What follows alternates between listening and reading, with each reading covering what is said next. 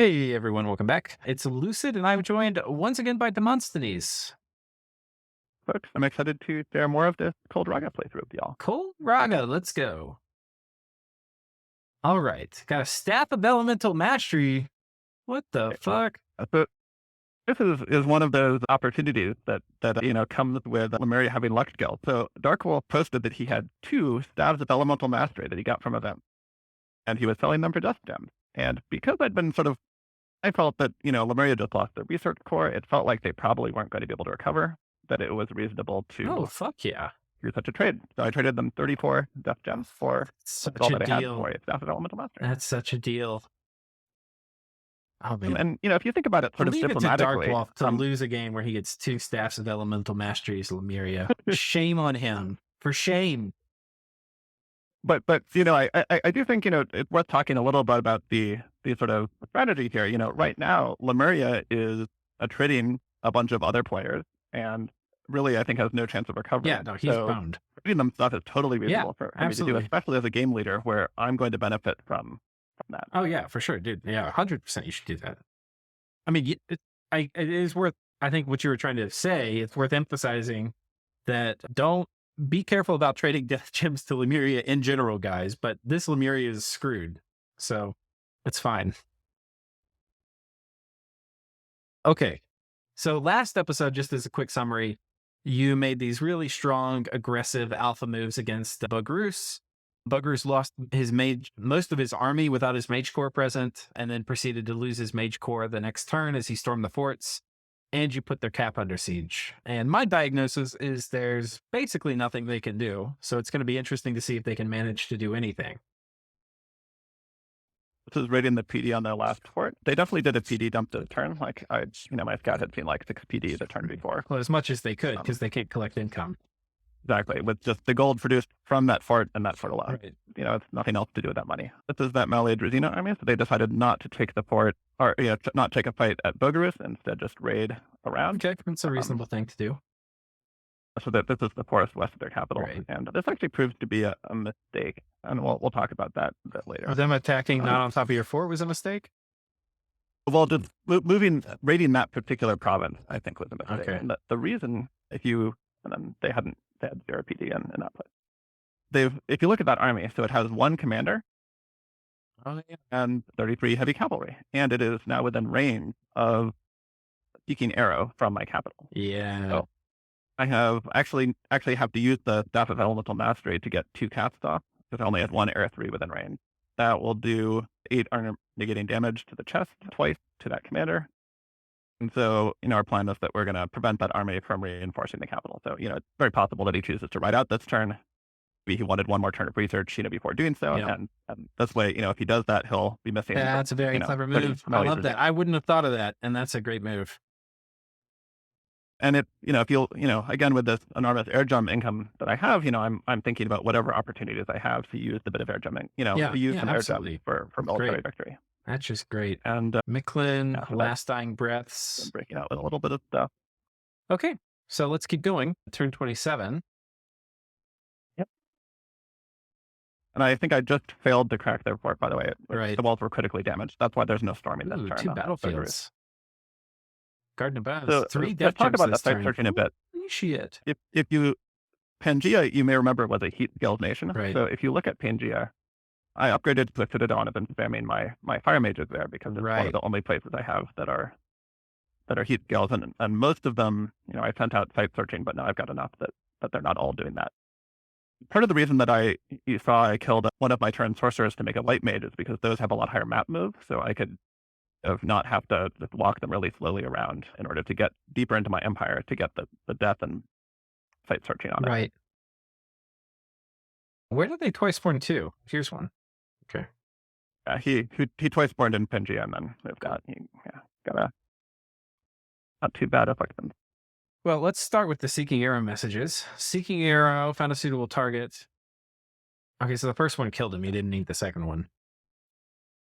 Insurance is always good. Yeah. I mean, especially when you've got the air. So my only battle is in high woods. And one of the things that's interesting about the fact that Oh, they didn't put any PD they there. actually immediately run. Right. Yeah. He didn't have any gold, right? We cut off all of his income, and so he just had no gold to buy 1 PD even. He probably, you Probably. still get some gold out of forts. He probably had at least 1 gold. But I Yeah, mean, maybe, or maybe he had too much upkeep for it. Like I don't know. no, he But wouldn't. I'm in just any saying he case, wouldn't have. But yeah. I mean, whatever. It's like player morale too. It's In any case, the army that I brought here was definitely, a formation designed to kill 30 Mali Drazina. yeah, And yeah. I mean, it would hardly be worth watching. Okay, and the fort's cracked, so now you get the storm. Are you doing? I think I would have done this time. Just I had to get. You have such a numbers advantage. I wouldn't do archery. I would just attack rear because we know there's not more than like and you can 30 see, things. But you are doing the yeah, box so all of my heavy formations. cavalry are indeed on attack rear, Yeah. Okay. and I think I get Conjuration 5 this turn. So you can see that I have, like one of the Air 3 majors is just on cast spells or Oh, whatever okay. with a bunch of air jumps, Nice. but he'll hopefully This spam a guy. bunch of Oh, big air elementals. this guy. Yeah. Cool. Yeah. All right, and you're I still. only have a few of those guys because they're low to recruit, and obviously 2 of them were doing the arrows last turn. So I've got all of the ones that I can commit there. Yeah, I mean, this was just Um, such a beautiful war. You played it so well. I played it perfectly in terms of the speed, but the logistics. I mean, there wasn't a ton of resistance offered, but still, like the first attack orders landed on 24, and it's going to be 28, and you're taking their cap after having and taken all if their you look at it, land. that army that I used to kill those Melee Druzina, so all of the flyers from that army are actually going to reinforce the Bogarus fort that I'm sieging in the east. Right, so you'll be able to pop this next Um, turn. and the non-flyers you see are moving to the northeast from that forest army are moving there. Yeah, and the reason for that is that I want to be in position to vulture Mixlin, if the Bogarus storming goes well with that army. Right, and that would probably mean bumping Patala because I assume Patala is going to move here. Very possibly, yeah. Yeah. So, I want to give myself the option. Like, it may be the case that Patala army is not something I want to bunt. But we should watch that battle because that's them taking the capital. Oh, cool. So this was this weird mage plot that seemed to be buffing themselves up as thugs, even though they don't have weapons. Yeah. But it's a The ton of Jaguar archers was- against the Jaguars, and Jaguars do not love this. Yeah. That's a fierce They bliss, got though. some undying, but no, bark skin or Yeah. sort of. Okay, they did The break a human flank. sort of allowed Yeah. one flank. And I think that follower of Naga thugs does end up, or sort of gearless thugs does end up killing a thug range king who is sort of Nickland's main other powerful thing that they've got there. You can just watch that little bit of the battle again if you like, but lots of gear. But they prophesized that King of Rain this turn to get him some extra HP and stuff and so on. But it was a too light of a kit, I think, to plausibly sort of thug the full battle. Yeah, that's probably Yeah. good. But you try to do what attrition you can with the tools you have. Okay, they got a lot of kills, though. They got 65 kills. Yeah. I think that the Let's Naga, make sure the battle we was check, 'cause long I enough started that they dismissing managed to it. wake up. Did they just do it through thuggery? Yeah, I think so. Yeah, they sort of kill off the When they Soul are Warriors, quickened. and Did they they're have? quickened. They get the imps as well, I think. Maybe. Okay. Oh. Demon Bane. They have a ton of fatigue. 7 reinvigoration, though. Okay. That's the reinvigoration plus the Common Earth Tower. Not nothing. I don't know if it's a great use of mage turns, but it works. Worked. And the thing is, like, that the most important thing is winning the war and getting the capital. It's worth so many mage turns to do that. Oh, for sure. Maybe they overcommitted, but so what? let's see if there might be another 1 or 2 other player battles in the messages. This turn. Not that. So the Debrithia thing is interesting diplomatically because had told me that they were planning to go, quote, sit on Ulm's capital, but then they ended up selling for 5 or 7 turns, grabbing throne. So this is the start of a Gaff Ulm war, which I'm excited about mainly because I really want Gaff to not be a free agent. Right. I think I'd have a hard time fighting their sacreds right now. Yeah. Okay. That's cool. You go next turn. Next turn 28. Of Bogarus.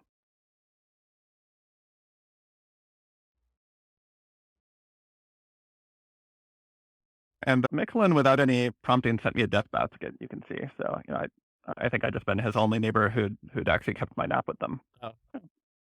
I'm not really, I think I've had a death basket in a new game, but this is the first time I've had one. Then you should, yeah. Ooh. So, and here we find out what Patala is going to do with that Micklin army is they've decided to fight Agartha over sort of the spells of Micklin. So Agartha had actually killed most of Micklin's armies and didn't get any force out of it because Zabalba vultured that one in the north, and then Patala got. Ooh, this is interesting. So there's going to be a lot of bad blood between them. That's going to take heat off of you. Yeah, and look at the battlefield enchantment that just came up, because I believe that's Howl. That's actually, I think, going to be the decisive factor in this battle. Well, there's no mages from Agartha's side, right? So they've got a few. There's some guys doing Skelly Jam, but Skelly Jam in the back. Okay, you're right. There's some. They didn't animate Dan. They did. So, I mean, I would consider this no significant mage support. Yeah, I guess that's true. I think they mainly did, the Legions of Steel, Strength of Giants, but you can see that it kind of looks like those Agartha and heavy infantry are retreating. They're chasing wolves. They're chasing wolves. So I think that if they'd had those guys on attack, hold and attack archers, they could have prevented that. Yeah, I just don't see any way Agartha wins this fight. I mean, I think that's probably right, but they cause almost no equipment, and I think that is because those heavy infantry are not. They're actually quite resilient with their kite shield to archery. Right. And I think if they'd made it into melee, they would have at least killed some number of. But these guys hit hard in melee. They've got like a 21 damage mace. So. But if you look at the battle report numbers, Agartha brought PD5 crossbows, and I think they spent most of their battle shooting wolves. Yeah. So the hell is actually very significant. Fire archers is nice for that. So if you just have them on fire closest or whatever, sometimes that messes up. A big victory for Patala. I think they also put a 50p dump there on the Patala side. I'm not totally sure. Oh, so Agartha attacked Patala. Agartha attacked. So I think Patala had raided this from Agartha or something the turn before. Like they definitely were provoking things. I kind of want to go back and check because I don't. Let's look at turn 27. It may be that it's a different province that they raided, but it was certainly the case that Balin was telling me that they were. Don't trust things that Balin tells you. Enough. I'm just gonna say. I thought I'd seen it with my scouts just seeing the province maps, like I didn't see the battle, and he confirmed it. So I'm pretty sure that. Okay. Just saying. Yeah, I can see. I love Balin, but okay, yeah. Here we go. This was formerly an Agarthan territory. This was the one north of the capital. And wait, 24. I wonder if it happens on 25. 25. I think Patala has the whole capital. Oh yeah, so he moves here. Okay. Yeah. So his moving up the capital was not, maybe it was partially to see what Micklin was going to, break siege with, but he did just attack Agartha there. Okay. Wait, so who's playing? So Gartha is Balin. Who's playing Patala? I can look it up. I don't know. My head.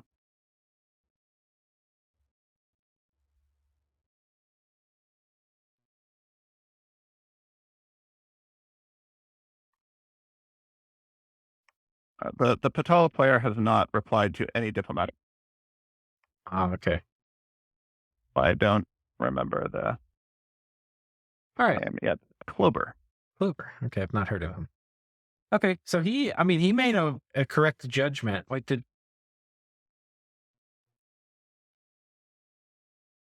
I jumped forward one time. We're on 28. Yeah, we can watch the Bogarus so this is the right turn before we click to the map again. Okay. And potentially spoil things. Do we see the god?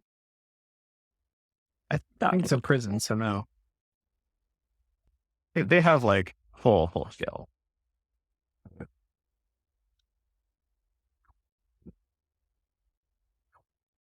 You see that they decimate my heavy cavalry with a bunch of Thunderstrike, right, Union Fam. But then they've just sort of taken too much attrition and the mages start running. Yeah. If you look at it, it's again. I want to see what the mages are doing in particular at the beginning. Yeah. So we have a communion.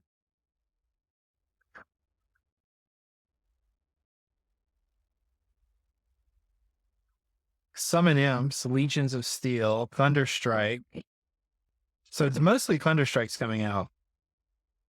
Yeah, Thunderstrikes is definitely their play. Astrapalogists. I think they also put up a few elementals, maybe. And one thing actually you can notice there is, you know how I had this plan to summon some elementals. So the Agartha, who's the second commander in this list, took an arrow from one of the wall archers turn 1. So I have no elementals in this battle. Okay. Yeah, it's kind of a mixed community. They've got mostly Astrapal. That's what I was looking for. They have mostly Astrapalogist masters with mostly occultist slaves. So that's also they burn it out. Yeah, it's dead. The communion's gone.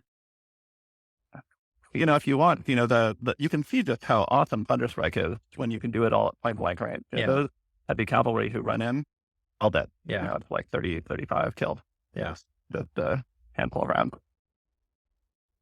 And then, you know, it's not visible because we're looking here, but they're also now blasting Thunderstrikes all through my archers. In fact, so, you know, we've got a lightning bolts. There's Thunderstrikes. I don't think he can do I think the communion burned out now. I think he could only do it while he had communion slaves and burned out fast. Exactly. Okay. And those Pesci are running forward because they run guard commander and their commanders died. So they definitely, you know. Yeah, no, they fought here. I think you might have been better off doing attack rear. Like just yellowing in. I did do attack rear. No, I meant with the archers. With archers. Oh, I see. Maybe. That's it's hard to say. I mean, the Pesci would have evaporated. The melee of Druzina would have held up for a little bit. But the other thing, like his mages aren't doing anything in the first round, right? So there's not going to be any buffs because he's like joining a communion while you're flying in. It's I mean, I did land on him turn 1 with 30, 40 light infantry. Let's take a look.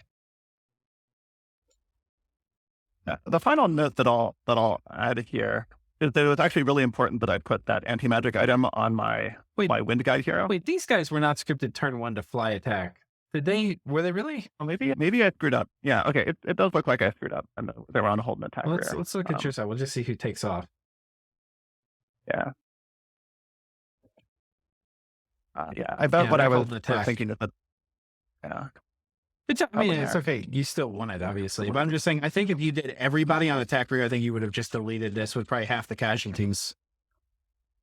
Yeah, that's very possible. But they would have done. We didn't know exactly what was inside. There are all these other things. So this is hot. I'm saying that with hindsight bias. So the other thing to note is if you look at the end of the battle, so if you look at my mighty bowman hero, he actually almost dies several times during this battle because once all the heavy cavalry are killed, he's actually one of the higher HP units on my side. The smites actually target him. So the fact that I cast anti-magic and you're looking at this guy, right? At this guy, yeah. If you look at his spell log, get like 4 or 5, or not actually just a couple FR kits. So okay, well, cool. I at least felt good about having done that preparation. Yeah, and good game to Bogarus. They've got the last fort popped here, and I can't imagine they're going to keep it. Yeah, but he bled me, and you can see that Patala, because they were going to fight Agartha, they split their army. So I'm going into vulture there. Right, and you'll almost certainly bump Patala here. You'll likely bump him, and I think it's very unlikely he has enough mage support with that. See, I bet you're going to bump Patala, and then you're going to peace out, which is what I would probably do, or just be like, oh, sorry, but I'm going to take this fort, right? That's what I would have done, but he did not has not replied to any diplomatic message from me whatsoever. So okay, because we'll in fact not be doing that. Because what Sai would do, or a more aggressive player than me, is he'd be like, the scripting in this army isn't really that good. I can't see how this army is going to hold up to mine. Let's just go take all this shit from Patala. So, yeah, it's an option, but if Patala, that Patala is a pretty good research nation, and we'll see one of my scouts get over there that they have like 6 or 7 forts in the back there. Yeah. So I'm worried, that if I pick a fight with Patala, I might be able to kill that army, but they'll get fall vapors up, and I am not in a position to deal with fall vapors. That's true. So. They do have. I also don't want to trigger this coalition. I think if I attack Patala, for sure, Zabalba is going to attack me too, and. I guess sort of just to talk about sort of my. We're not really ready for World War yet. Exactly. And if you look at my sort of goals, I've got, 3 thrones that I'm still building forts on, that I've taken recently. Mhm. I have, a bunch of ports that don't have labs. There's sort of a lot of infrastructure that I'd really like to Right. get up in order to sort of get my Yeah. my economy going. So Cool. Let's keep going. Turn rather, 29. I think over the next several terms, I'm spending 1,500 gold a turn on infrastructure in addition to making, what troops I can do economically, Yeah. which is, or maybe what I really say is that the troops that I can't just spam out of any fort, that's mainly my crossbows and a few things like that. So we've got Patala indeed going on top of this Micklin fort. And then, indeed got nothing to say about, a club of archers with an infantry Right. already. Not exactly a Jedi script. And here you've got an army knowing you're going to bump. You've got Wind Guide. Importantly, he doesn't. Oh, these guys have shields, but most of his archers don't. And I think Are you going to be doing Sulfur Haze here? Because that would be pretty good. I don't know. I think I did bring a couple mages, and there's probably a sulfur Yeah. phase cube caster in here, but You've also got Flaming those Arrows, shields and are he doesn't. popular. I've got flaming arrows. He doesn't. I also, I think, set my cavalry to run in. Right, because you're fighting Because he has a bunch primarily of crossbows. archers. Yeah, because I want to route the crossbows quickly. Oh, there's some sulfur The haze. crossbows, a decent portion of their shots are going to Right, kill something. right. And, obviously, that I don't want to be taking crossbow fire with my heavy cavalry for very long, but you can see it. It's an almost immediate route. Right. So you lose, I'm guessing, like 3 heavy cav? Oh, only 1. Damn. The 20 protection on the Divine Guard means that they often will take 1 crossbow hit that gets past their field. Yeah. So that's And we also form the other port. The last Bogarus port. There's nothing This is the end inside. of Bogarus. So we probably get the Actually, message. Catherine the Great. I actually thought about not storming that fort, because sometimes there's benefits to leaving their dominion alive. But given that they have full skill, it's actually really good for me in terms of my income. My income went up 500 gold this turn. Oh my gosh. That's mainly from all The of their candle's going provinces away. moving to getting the skill benefits. So Yeah, so some people won't know this. So the way scales work is you don't take advantage of most, like luck scales you get some marginal benefit from. You don't take advantage of most of the scales if it's enemy dominion. However, if it's neutral dominion or your dominion, you get the benefit.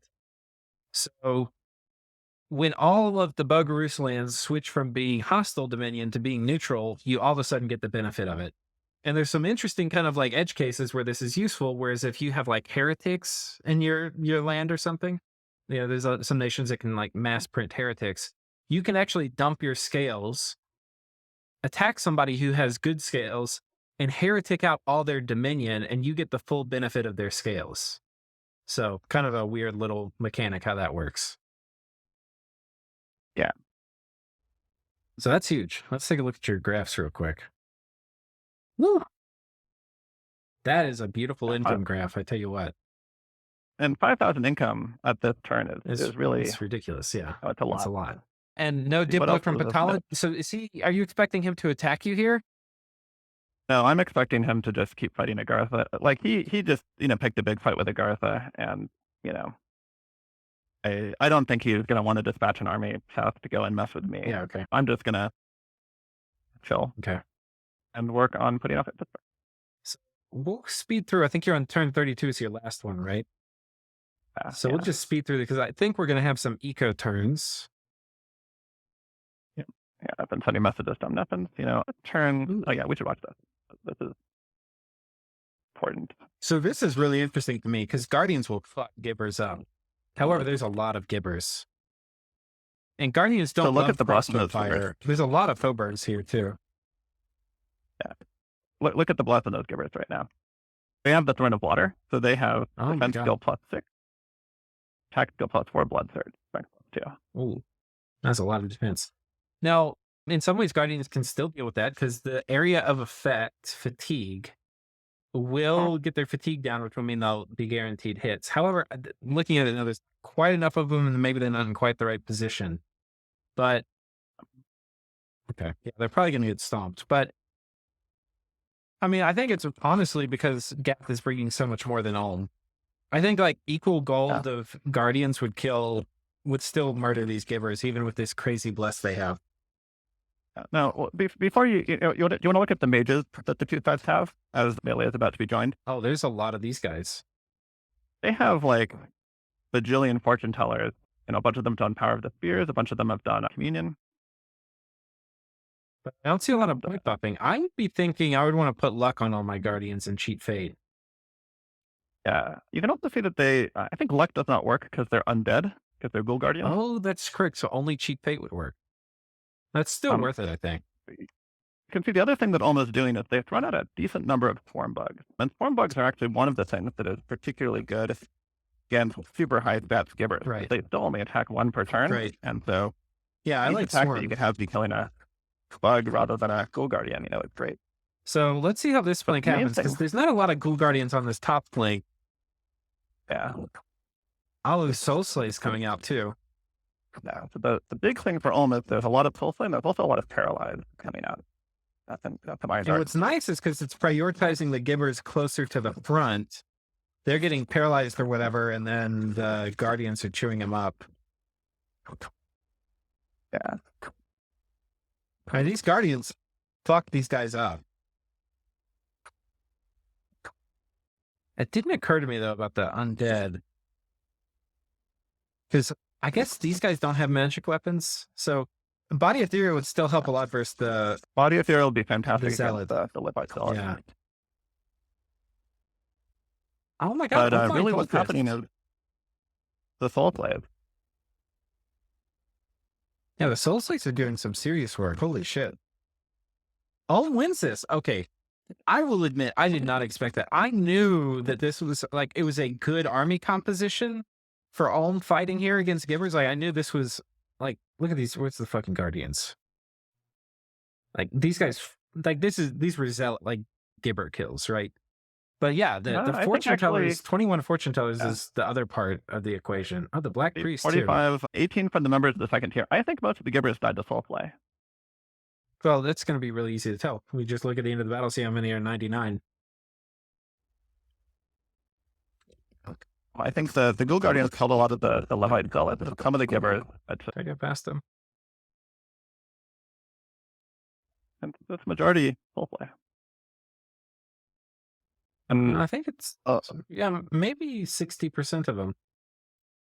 3%. And I think for the ones who got killed without Soul Slay, you'll see that a bunch of them got paralyzed first, which makes all of those amazing stats that they had not that important. Right. So, I don't know. But, I mean, the other thing was the Ghoul Guardians took some hits too. I mean, they've got, all these guys they've got a lot of hits. Fantastic protection. So, this is a really well played, because if you look at how much gold worth of troops that Ulm brought to the battle, it's way less than what Gibbers, right. What Gath did. But he brought a tremendous amount of mages. Holy shit. Yeah. But I mean, this is so expensive. I wish, especially because we're not involved in this war. I totally want to add up I wish it was built in so it would tell you the total cost of armies here. Because, yeah, for sure.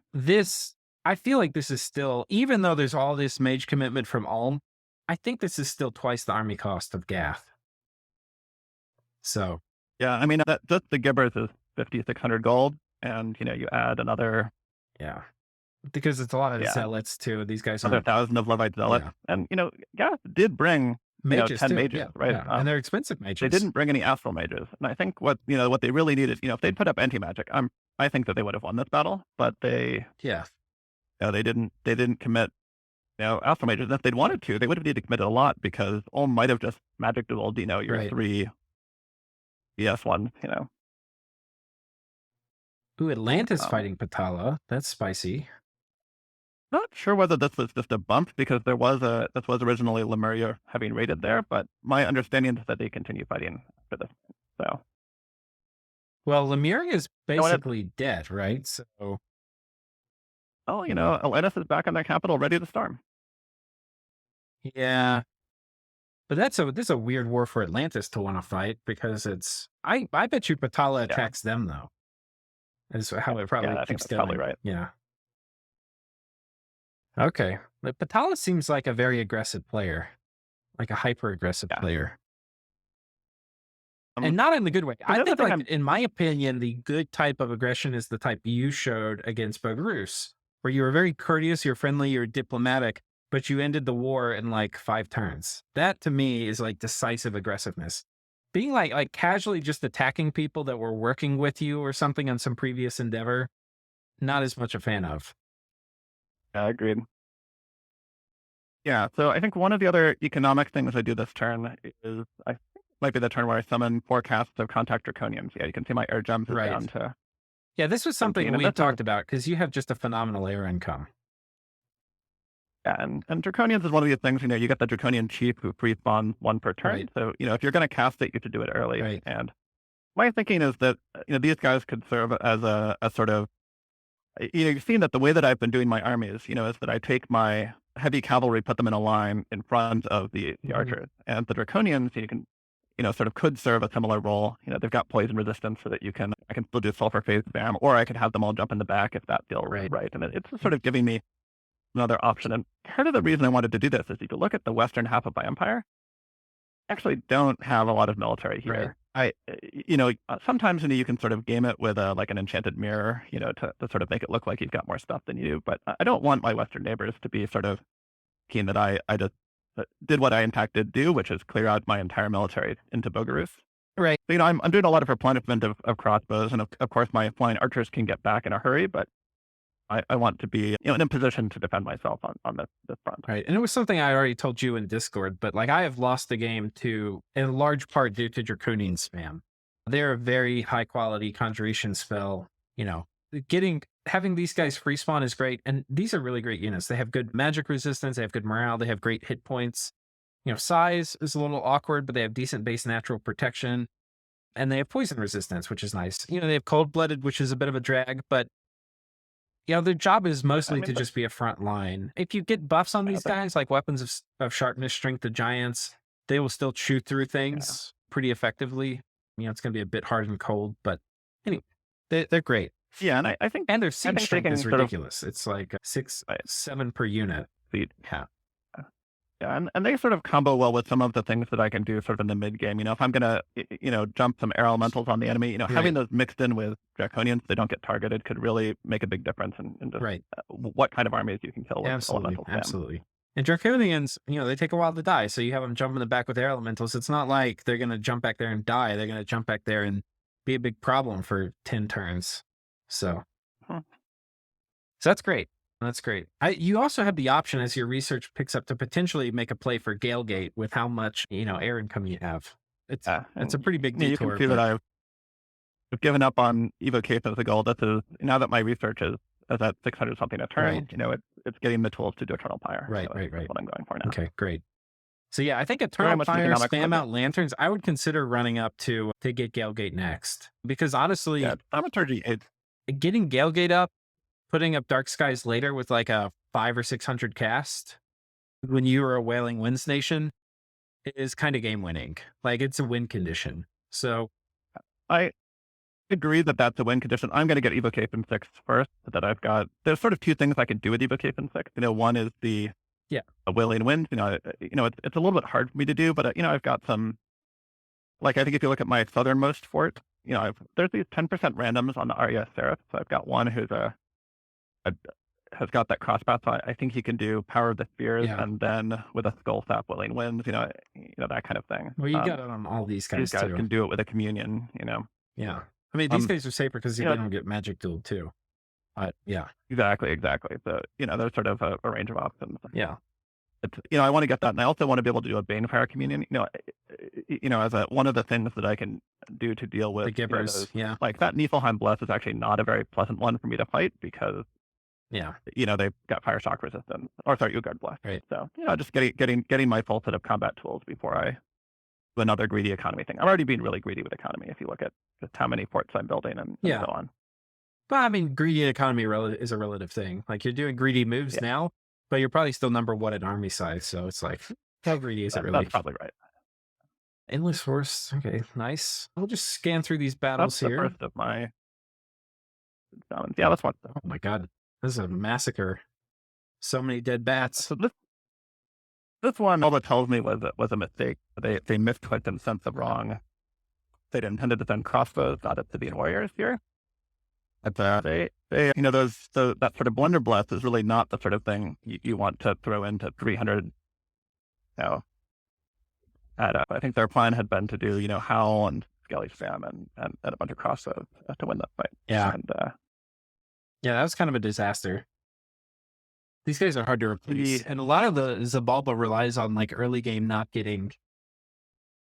I mean, they need these obsidian warriors so they can make it to the late game. Exactly. So, I think probably, I haven't said what I'm going to attack next, but that is sort of an invitation for me to go and attack Zabalba. Like, it's a huge portion of their military power. How aggressive are you feeling right now in the game? I don't know. I kind of like, as long as nobody attacks me, I'm feeling like my power spikes are just so good over the next few turns that I don't have to do anything. Like, but I also feel like if I wanted to, I could probably try to do a run rush or try to, eat another Nathan. Well, yeah, I haven't really decided. I mean, I think I don't really want to run rush right now. Like, and there's sort of two reasons for that. One is that, I feel like I've only just started playing with this nation and I don't want to have all the things not happen.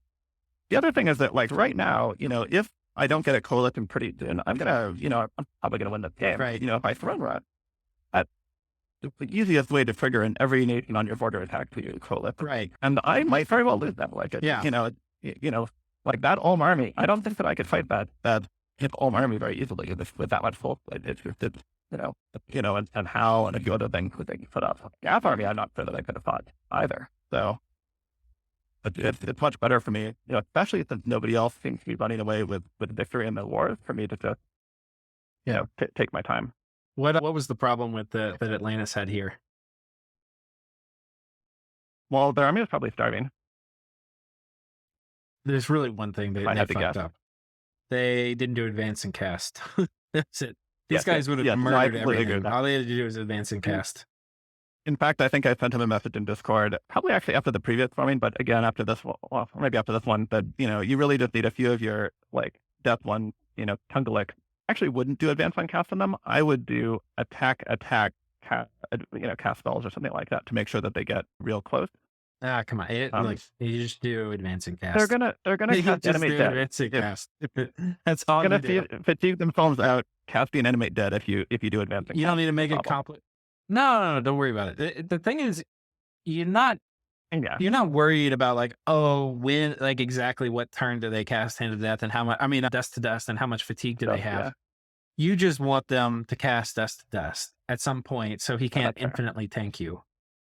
And yeah. Sure. That's shameful.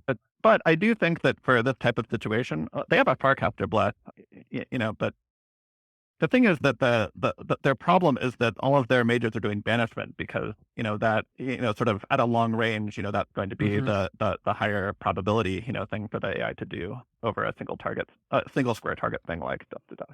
So. No, but all his mages, the Angercocks and the Tundalics, if they're on advanced and cast, they will prioritize Dust to Dust over banishment and other things. So absolutely. That is hilarious. Lemuria, hold on. Yeah. Did Patala attack? Patala did not attack. Patala still, they've sort of got this huge army. You can actually see what Agartha has because they killed one of my scouts this turn. And they pulled back. They got a lot of blind fighters here.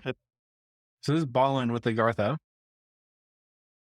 Yeah, and they've got blind fighters have a lot of protection. Those aren't blind fighters; those are the heavy infantry. Yeah, wait, blind fighters. I thought there were a lot of them here, but I didn't click on them. Yeah, no, there's not any. I think there's a commander. Yeah, maybe that's right. The 80 leadership. Okay, I guess I just saw Blind Lord here and assumed. Okay, there's just a bunch of heavy infantry. Honestly, this is a good army comp against a bunch of archery. These heavy infantry are going to be pretty resistant to it. Got a kite shield, I think, right? So it's a really high parry. Yeah, and enough protection. Parry, so. They'll still suffer under like really heavy crossbow fire, but against normal archers, which is mostly what Patala has, these guys are mostly immune.